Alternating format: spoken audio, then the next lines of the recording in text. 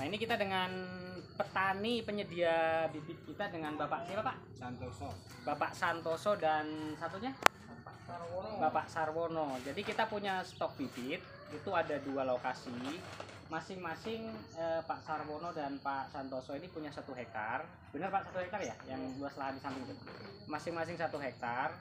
Itu yang setengah itu memang kita khususkan nih. Kita khususkan memang lokasi itu untuk bibit. Dan yang setengah hektar ke belakang itu memang untuk dibuahkan. Jadi selama ini kan kenapa kok bibit sampai bermobil bertruk-truk itu dikirim keluar daerah? Apakah vanili akan laku nantinya?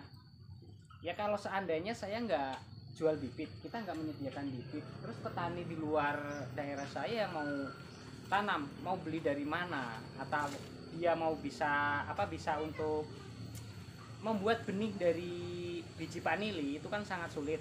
Kalau memang ada yang bisa buat benih dari biji itu mungkin bisa dikembangkan.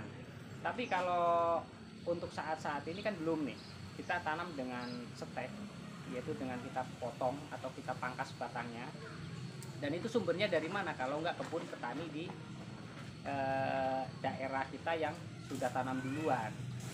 Nah kalau misalkan saya nggak menyediakan bibit, terus ada pesanan nih sampai sebanyak ini, misalnya ini sekitar 1.600 batang, mau belinya dari mana?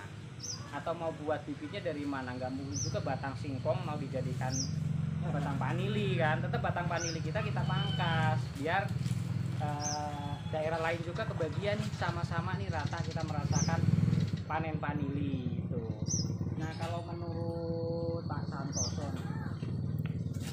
selama yang ada di lahan nih ya, yang 1 hektar juga Pak Santoso ini, dari setengah hektar yang sekarang usia berapa? 5 tahunan? 5 tahun lebih. 5 tahun lebih. Itu udah panen berapa? Dari tahun berapa sih pertama panen? 2001 ya? Iya, berarti 2 kali 2020. Berarti udah 2 kali panen ya Pak? Dari setengah hektar, hitungan setengah hektar karena yang sebagian kan untuk bibit nih. Itu panen, sekali panen di panen pertama dapat berapa Pak? Yang kemarin tuh 4.000 potong tuh 2 meteran. Bukan yang buahnya Pak? Oh buahnya. Kemarin tuh ya dapat sekitar 1 kintal basah itu. 1 kintal basah yang kemarin. Itu juga belum rata Pak ya, karena memang pengaruh cuaca Pak ya. Karena memang ya di sini memang tahun ini juga buahnya kurang. Jadi tahun lalu dan tahun sekarang buahnya itu tidak banyak Pak ya. Mungkin sekitar 40% dari jumlah tanaman ada Pak. Yang kedua ini sekitar yang sekarang ini sekitar 40% dari jumlah tanaman. Nah, itu berarti hampir setengah lebih berarti Pak ya. 40% yang berbuah, setengah lebih tuh nggak berbuah di tahun ini karena pengaruh dari cuaca kurang panas. Nah, kurang panas Pak ya. Jadi kalau pengalaman Bapak selama ini ngaruh nggak Pak ketika si musim kemarau ini memang hanya ada 1 atau 2 bulan saja nih dibanding dengan yang dulu kan bisa sampai 3 bulan. Kerasa nggak perbedaannya di buah vanili yang selama ini Bapak rawat? Sangat berbeda sekali ya. Kalau musim kemarau itu ada 3 bulan atau 4 bulan, 2 bulan atau 4 bulan buahnya itu buah vanili itu 1 tangkai itu bisa mencapai 10 tangkai. Oh, dari satu pohon gantung. 1 pohon yang menurun tuh. Oh, 1 pohon yang digantung bisa sampai 10 Pak? Ya, 10 tangkai. Sampai 10 tangkai. Kalau nah, sekarang 3 bulan lebih kemarinnya itu. Itu kan cuma 1 bulan paling cuma 2-3 gitu. 2-3 tangkai itu kalau nggak ada kemarau seperti sekarang. Itu juga nggak semuanya batang berbuah. Nggak semua batang berbuah katanya. Kita terima kasih informasinya Pak. Nah ini petani kita ya yang di daerah Tanggamus, Super tenan. penyedia bibit. Ya bukan berarti bibit yang kita pangkas ini untuk jadiin bibit semua, tapi karena lahan beliau ini luas, memang yang sebagian khusus untuk dibuat sebagai pembibitan ya.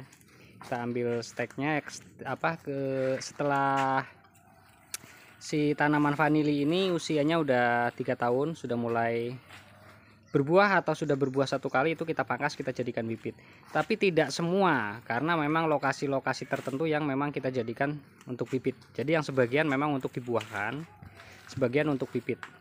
Jadi kenapa dulu ada pertanyaan, kalau memang bibit sebanyak itu dikirim keluar daerah, kalau memang buah itu laku, kenapa nggak dibuahkan? Nah sekarang saya balik tanya, kalau seandainya saya tidak jual bibit atau tidak ada yang jual bibit, siapa yang mau tanam? Dan bibit dapatnya dari mana?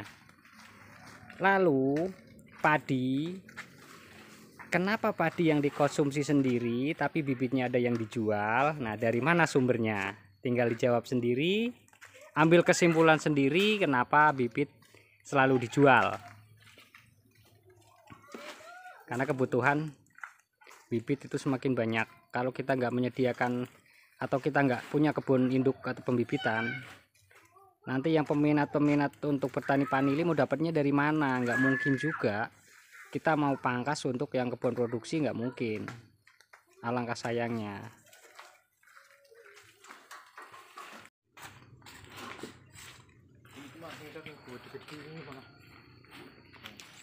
Proses pengiriman bibit vanili jenis Vania 1.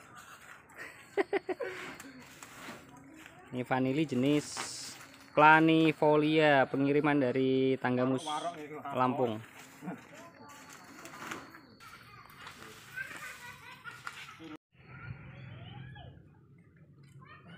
Nih Pak, bapak-bapak petani vanili, tapi bukan jual vanili, ini jual bibit.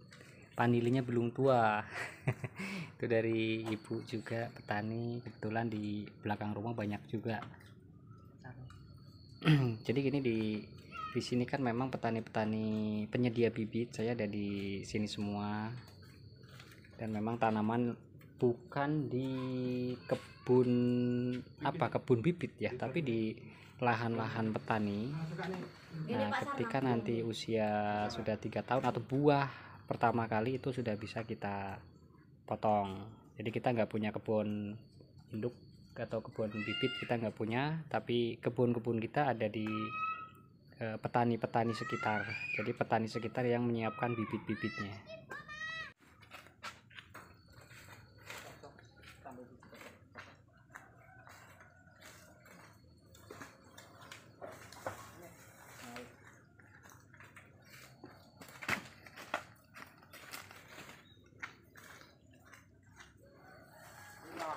Kita harus syuting dan bangga aku aja.